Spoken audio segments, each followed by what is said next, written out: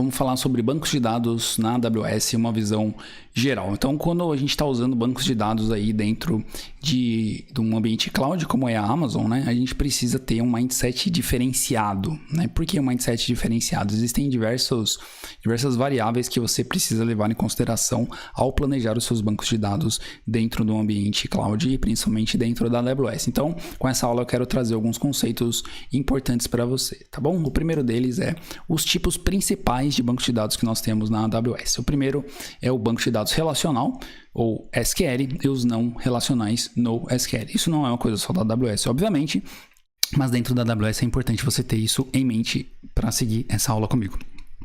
Nos bancos de dados relacionais SQL, nós temos várias tabelas que têm dados interligados entre si.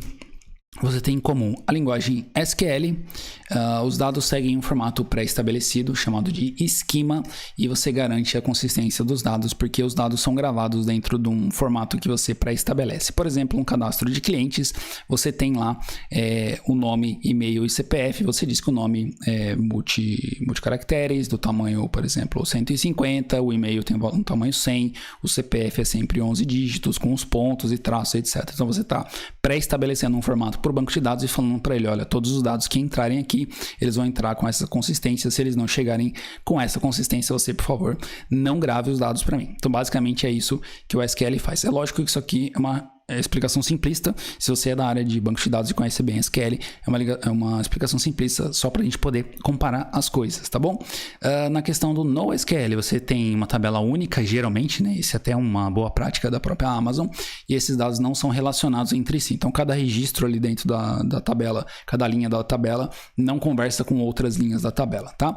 Os dados são sem formato, né? Pré-estabelecido, chamado de schemaless. Então, você pode ter uma linha do banco de dados com cadastro de cliente, na outra linha você pode ter um cadastro de produto, na outra um histórico de vendas, então são coisas diferentes, né? Você não tem esse formato pré-estabelecido, você tem essa liberdade de poder colocar qualquer dado que você queira dentro do seu banco de dados NoSQL. E ele chama NoSQL justamente por isso, ele não tem essa linguagem SQL, ele não vem com esse motor SQL, o que deixa ele bastante mais ágil e mais aí voltado para quando você precisa de performance. Eu vou falar disso um pouco mais para frente, tá? Então agilidade no acesso dos dados.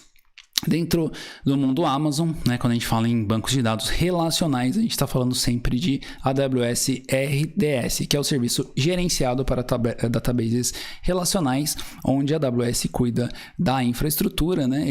A AWS vai tomar conta aí para você das atualizações, ela vai também tomar cuidado aí com a parte da escala, ela vai cuidar da escala para você. Então, se você precisar aumentar o seu banco de dados com mais capacidade, a própria Amazon vai te oferecer isso através da infraestrutura dela, tá?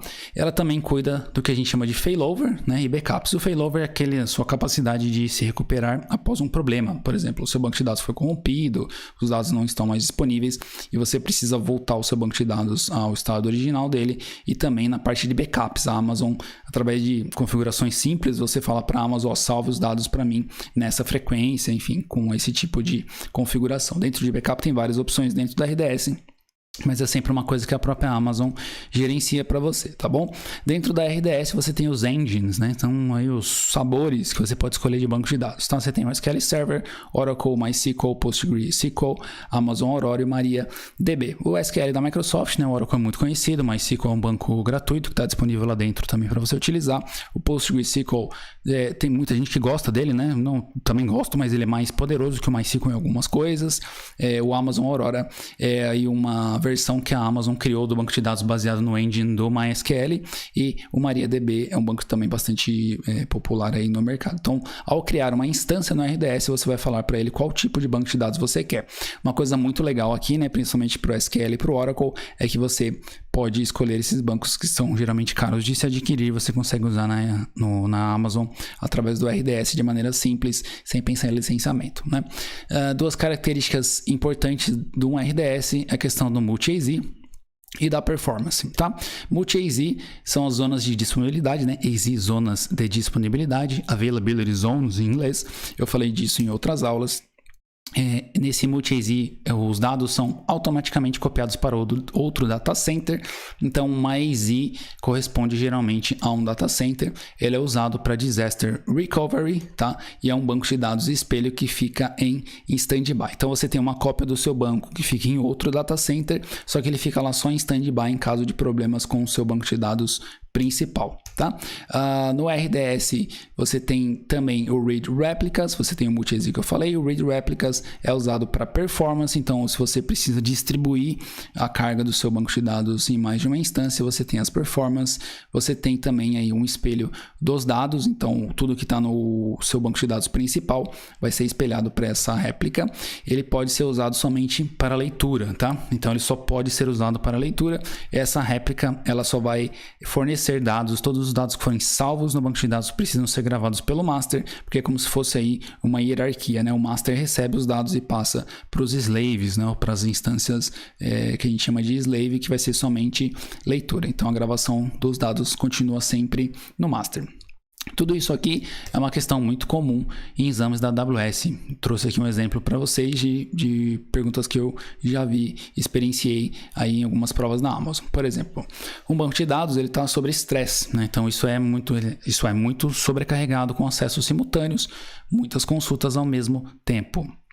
Durante uma reunião lá na sua empresa, é proposto que a instância RDS seja modificada para que ela vire AZ, né? E assim os dados poderão estar em mais de uma zona de disponibilidade e, consequentemente, mais disponíveis. Então, foi feita essa proposta lá, vamos então mudar o RDS para multi-AZ.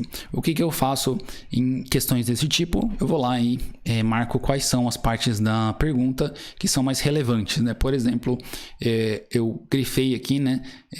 Muito sobrecarregado com acessos simultâneos, quer dizer, é um problema, né? Na determinação do problema, é isso que eu vou prestar atenção na questão. A questão também de ser modificada para multi-AZ, então a proposta está sobrecarregada, vamos mudar para multi-AZ, por qual motivo? Para estar mais disponíveis, tá? Então é essa a proposta que foi feita na reunião. Então eu, como arquiteto de solução, vou falar para vocês que a resposta correta é você usar o Read Replicas ao invés de usar multi-AZ, porque multi-AZ só é utilizada para failover e para backup. Sim, nessa questão aqui que está tendo problemas de performance, você tem que usar o Read Replicas, tá? Regra geral, então performance sempre Read Replicas e disaster recovery multi-AZ. Vamos ver isso aqui de uma maneira mais gráfica.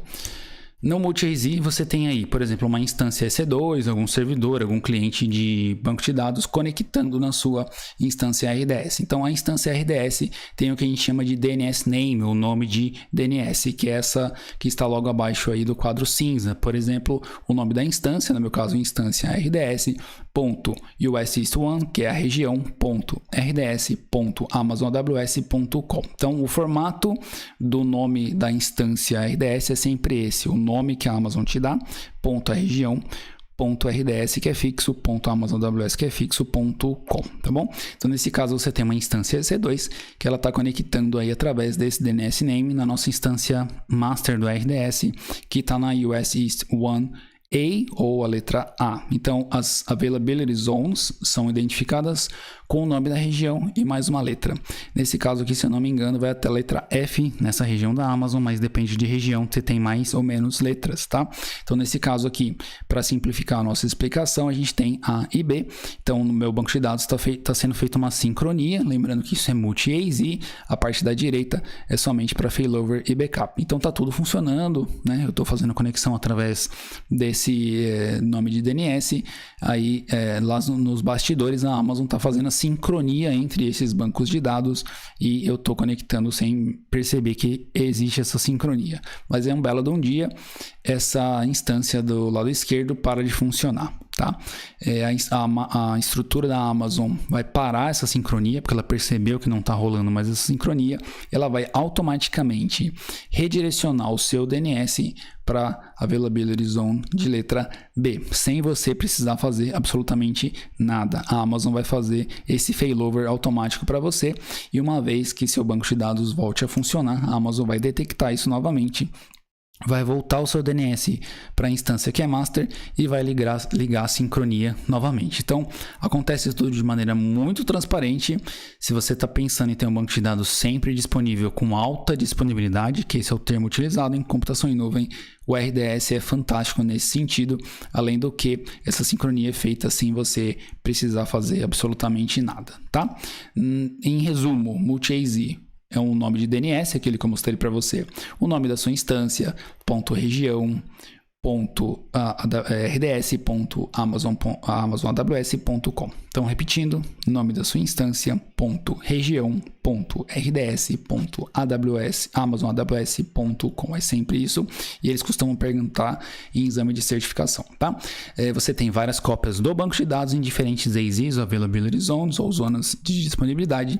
E em caso de falha, aquele DNS do RDS faz automaticamente o failover para você e aponta para outra instância sem você precisar fazer nada, e quando tudo volta a funcionar, o apontamento volta para a sua instância master.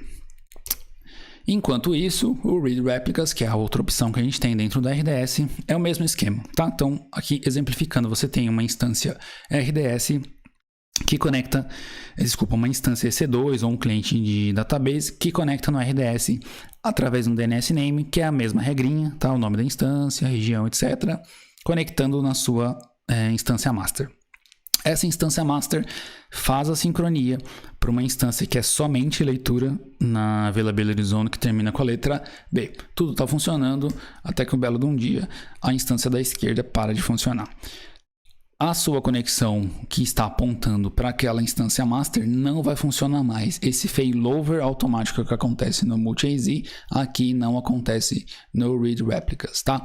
Você tem aí um outro endpoint, tá? A sincronia vai ser parada. Você tem um outro endpoint que vai apontar para as réplicas, tá bom? Então, o outro endpoint você precisa trocar manualmente lá no seu software e apontar para outra Availability Zone. Então, não é feito automaticamente. Aquele seu servidor que está parado, aquele DNS name não vai funcionar mais.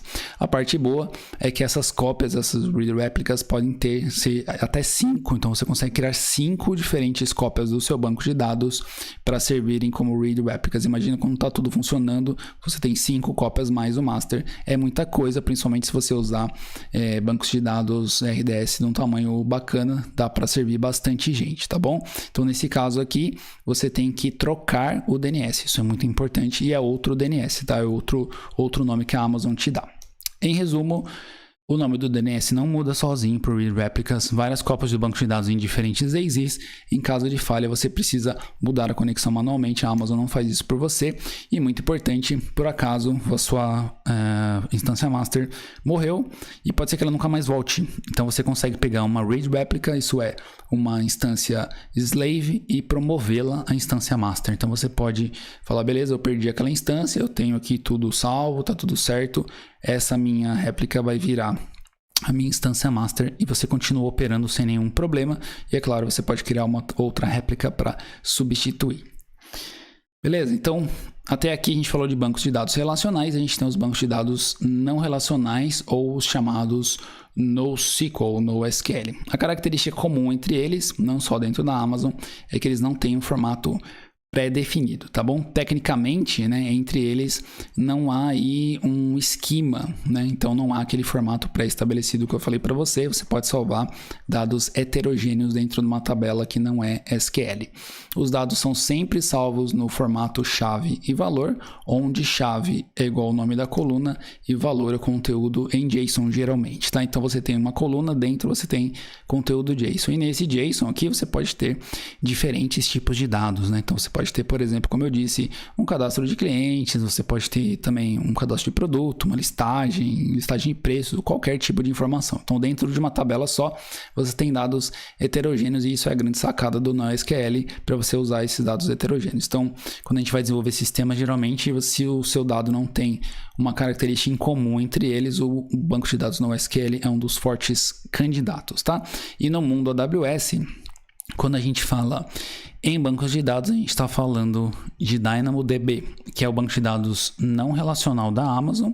A Amazon criou esse serviço gerenciado, né, onde você consegue aí obter escala automática. Então, o serviço gerenciado são aqueles serviços que você entra no console da Amazon e através de cliques, né, ou através de scripts, mas você só fala, olha, eu quero uma tabela, eu quero um banco de dados dessa característica aqui, e a Amazon cuida da infraestrutura para você. Você não precisa fazer nenhum tipo de configuração, atualização, etc e tal. Você escolhe entre como se fosse um cardápio, tá? O DynamoDB tem uma grande capacidade de transação por segundo. Uma coisa muito comum, né, que principalmente quem é da área de desenvolvimento de software, quando fala em bancos de dados NoSQL, NoSQL, fala, mas no NoSQL ele, né, sei lá, não é um banco de dados todo completão como é o SQL Server, por exemplo, como é o MySQL, etc. Mas na verdade, o DynamoDB e outros bancos SQL, eles foram criados para suportar uma grande capacidade de transação por segundo. Por exemplo, no caso do DynamoDB, ele foi um projeto que foi executado para o e-commerce da Amazon.com.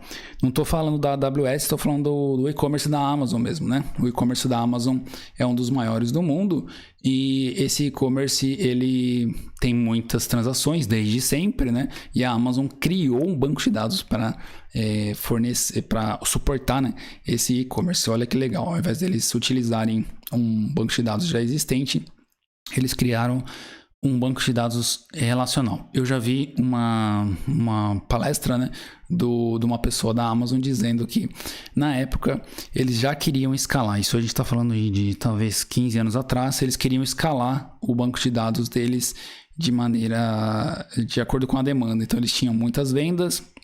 Os bancos de dados relacionais não escalavam direito devido ao tamanho, o peso que eles têm, né? E a Amazon decidiu criar um banco de dados dentro de casa mesmo e começou a utilizar com muito sucesso. Aí depois de alguns anos eles decidiram transformar, né, esse banco de dados, esse projeto interno da Amazon, no que hoje a gente conhece como DynamoDB, que é esse banco de dados NoSQL, e é muito rápido, realmente muito poderoso. Então, o Dynamo hoje em dia suporta até mesmo transações. Se você é da área de desenvolvimento, vai entender o que eu estou falando. Ele é muito poderoso mesmo e tem o auto-scaling automático, uma coisa que não tinha anteriormente, e hoje em dia o DynamoDB suporta esse auto-scaling automático. Tá? Alguns conceitos importantes ainda dentro do mundo de databases que são também muito válidos para os exames de certificação da AWS e também no mundo em geral, tá? Isso não é um conceito exclusivo da Amazon. Você tem dois tipos principais de bancos de dados, né? Ao classificá-los, porque essa é uma pergunta muito frequente, né? Frequente não só nos exames, mas no dia a dia. Você tem muitas opções de bancos de dados hoje em dia. Você tem SQL, NoSQL. Dentro do SQL você tem um monte de opções. Dentro do NoSQL também muitas opções. Por exemplo, dentro da própria Amazon você pode rodar o MongoDB. Você pode ter outros bancos de dados lá dentro rodando. Você não precisa necessariamente utilizar um serviço gerenciado da Amazon. E aí vem aquela questão. Você como profissional de TI, como você faz para tomar a decisão de qual banco de dados utilizar? Esses dois tipos, eles vão servir como um norte para você, para pelo menos você separar e começar a chegar no banco de dados mais ideal para você. O primeiro tipo que eu quero te falar é o OLTP, que significa Online Transaction Processing. Então, geralmente são aqueles bancos de dados utilizados para transação online. Qual que é a pegada do online? Ninguém quer esperar, né? Você aperta lá o botão e você quer a informação na sua frente o mais rápido possível. Quando você está navegando na internet, de repente, 3, 4 segundos que uma página demora para abrir já é uma eternidade. Você acha que está demorando demais, né? Então, no online, você tem essa urgência, né, da informação o mais rápido possível. Então, esse tipo de banco de dados é um forte candidato para ser utilizado em aplicações web, também aplicações de missão crítica que a gente fala, né? E eles são geralmente utilizados para consultas simples, entre aspas, né? Isso é, utilizando aí chaves fortes que a gente fala. Por exemplo, eu quero obter os dados de um determinado cliente com um CPF, um número X ali. Então, quando você vai coloca o seu CPF aí em sistemas na internet, a chave, né, para você buscar dentro do banco de dados é o seu CPF, e geralmente é um banco de dados OLTP que vai te dar esse tipo de resposta da maneira mais rápida possível, porque ele já tem dentro do banco de dados, ele tem aquele índice, por exemplo, pelo CPF. No outro lado, você tem os bancos de dados chamado OLAP, que é Online Analytics Processing. São bancos de dados que são focados em fazer processamento de dados analíticos, isso é, dados complexos e cruzamentos. Então, pense em dados analíticos, toda aquela informação que as redes sociais coletam da gente, né? Eles jogam isso dentro de um banco de dados extenso, né? Com todas as informações, imagina meu histórico de navegação, meus dados pessoais, as minhas preferências, né? Quem eu sou amigo, de repente até mesmo com quem eu tenho parentesco, e começa a fazer cruzamentos para mostrar anúncios, para mostrar, enfim, coisas que o Facebook, por exemplo, quer. O Google nem se fala, né? Tudo que a gente navega, o Google consegue rastrear. Então, esses dados que entram aí num rio enorme de informação, né? A gente chama até de data lake, né? Que é um rio enorme de informações. Eles precisam em algum momento serem cruzados, e esses bancos de dados do tipo OLAP são os candidatos mais fortes para a utilização desse tipo de informação. Exemplo, vamos pensar aí que você tem um banco de dados com um monte de informação e seu chefe pede que ele quer exibir, né, que é um relatório de todos os brasileiros com mais de 35 anos que residem em apartamentos e que compraram um celular novo nos últimos 90 dias. Olha quanta informação tem, né, em 3 linhas. Então, imagina que você tem um banco de dados de pessoas do mundo inteiro, você já tem que separar só os brasileiros. Dentro dos brasileiros, tem que separar só os que têm mais de 35 anos no momento que você está rodando o relatório. E também os que residem em apartamentos. Então, você precisa tirar as pessoas que residem em sítio, residem em casa, etc e tal. E que compraram um celular novo. Vamos até colocar uma pitada aqui mais difícil. O celular novo da marca tal, nos últimos 90 dias. Então, partindo da premissa que você tem todas essas informações dentro de um banco de dados, se você tentar utilizar o banco de dados do modelo anterior que eu mostrei para você, que é o para transações online, né? É um banco de dados que vai te dar essas informações sim, só que a performance dele vai ser um pouco onerosa, isso vai ser lento, né? Você tirar relatórios de grande porte, ele não foi feito para isso, tá? Um banco de dados desse tipo do Analytics tem mais essa capacidade de processamento, eles são mais fortes nesse sentido e foram feitos para isso, tá? Então, esse conceito de tirar essas informações e criar dados analíticos é o que a gente chama de data warehousing. Então, você vai pegar a informação e trabalhar ela, lapidar ela de várias maneiras para você obter dados que são relevantes para a sua empresa. Então, isso é muito usado aí em, por exemplo, grandes empresas. Elas pegam informações, como eu disse, de consumo, né? Os seus hábitos, até mesmo o celular hoje em dia, né? Os celulares mostram onde você está e as empresas estão coletando essas informações aí e utilizando para tentar te vender alguma coisa, tá? E esse conceito é o Data Warehousing, que é onde você guarda as informações. E no mercado existem diversas empresas que fazem esse tipo de software especificamente falando, como por exemplo a Microsoft tem muito tempo, né? O SQL Server Reporting, a Oracle tem também a versão dela. A SAP, que é um dos maiores ERPs do mundo, tem o NetWeaver, que faz esse tipo de cruzamento, mas dentro da AWS, a AWS está nesse mercado também, a AWS tem a linha Redshift. Então, dentro do Redshift, existem alguns tipos de bancos de dados para situações específicas quando você precisa trabalhar com analytics dentro da AWS, tá? Então, a gente traçou aí uma linha, né? Desde o relacional, não relacional, passamos aí pelo Redshift, que é essa parte do Data Warehousing. Dentro aí de um guarda-chuva de TI, a gente está indo bem específico, né? Então, existem profissionais hoje que trabalham com esse tipo de mineração de dados, separação de dados, classificação, obtenção desses relatórios. E hoje em dia tem muita inteligência artificial, etc e tal. Então, existem bancos de dados específicos para esse tipo de processamento. E a Amazon tem também bancos de dados específicos para Big Data e outros tipos de analytics, tá bom?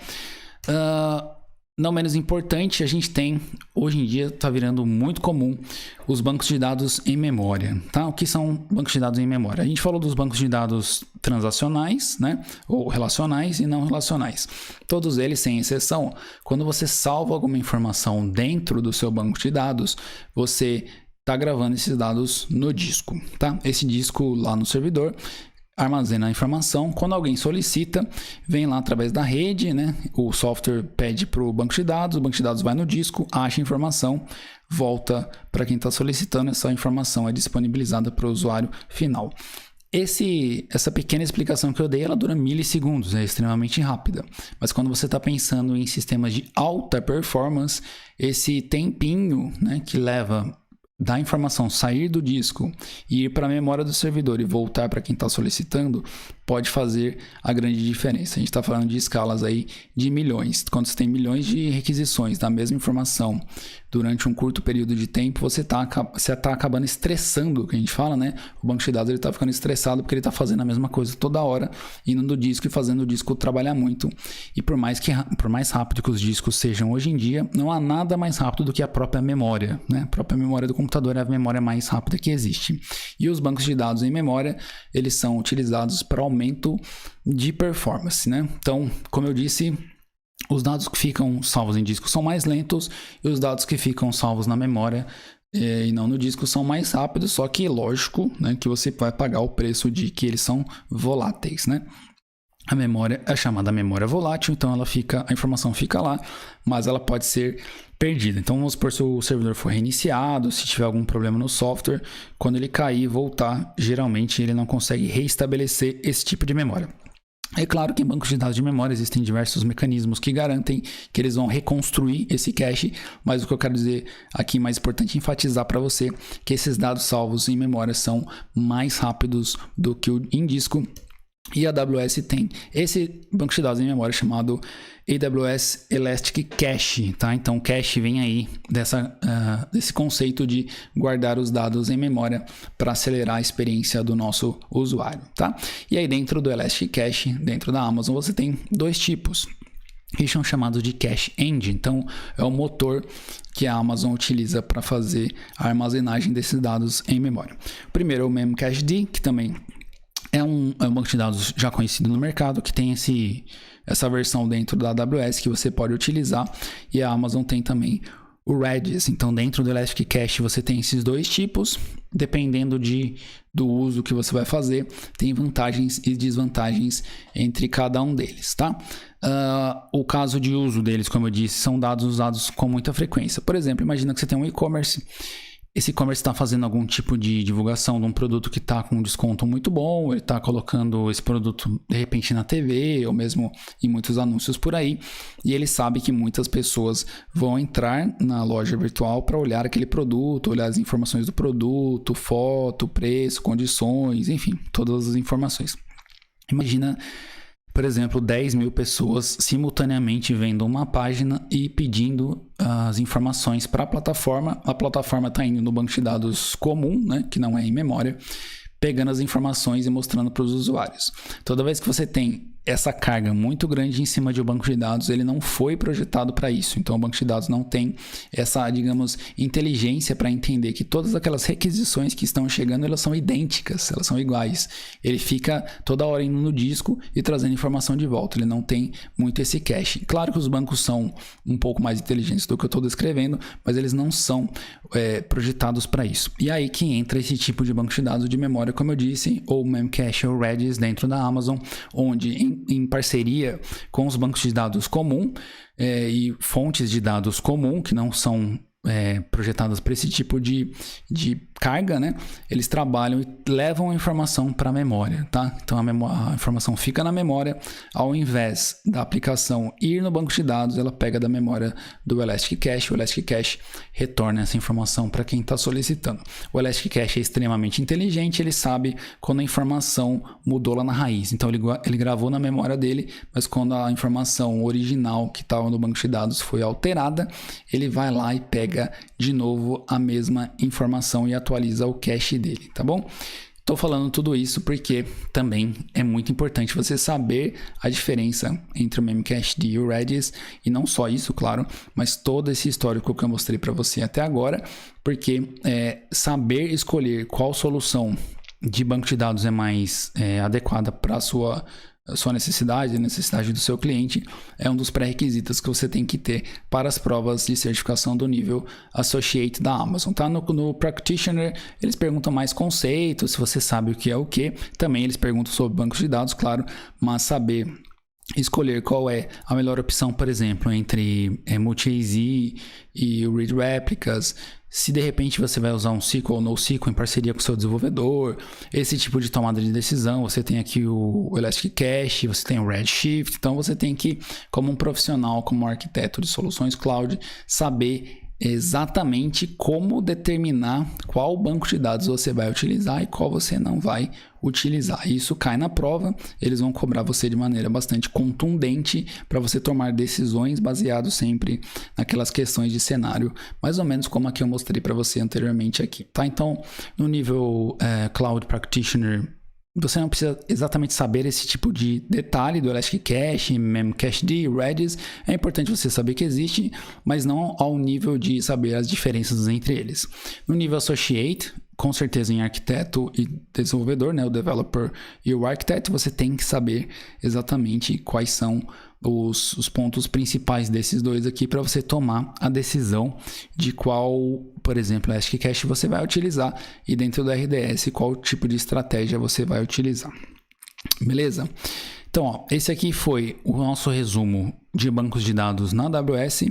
É um apanhadão geral de como esse mundo de banco de dados é diferente dentro da computação em nuvem, e o banco de dados é um dos pontos mais problemáticos quando você vai escalar uma aplicação dentro de cloud, porque ele pode ser a pedra no seu sapato, tá? Então, se você não dimensiona e configura o seu banco de dados de uma maneira adequada, ele pode chegar ao ponto de não permitir que a sua infraestrutura escale. De repente você vai escalar a parte de computação, mas o seu banco de dados não vai escalar junto, e isso vai ser um problema para você na questão de ser elástico, né? E esse é um dos princípios da computação em nuvem. Beleza? Então é isso. Eu passei rapidinho sobre os serviços, tem muita coisa em cada um deles, é claro, mas eu espero que essa aula tenha sido útil para você entender como que são estruturados esses serviços da AWS na questão da database.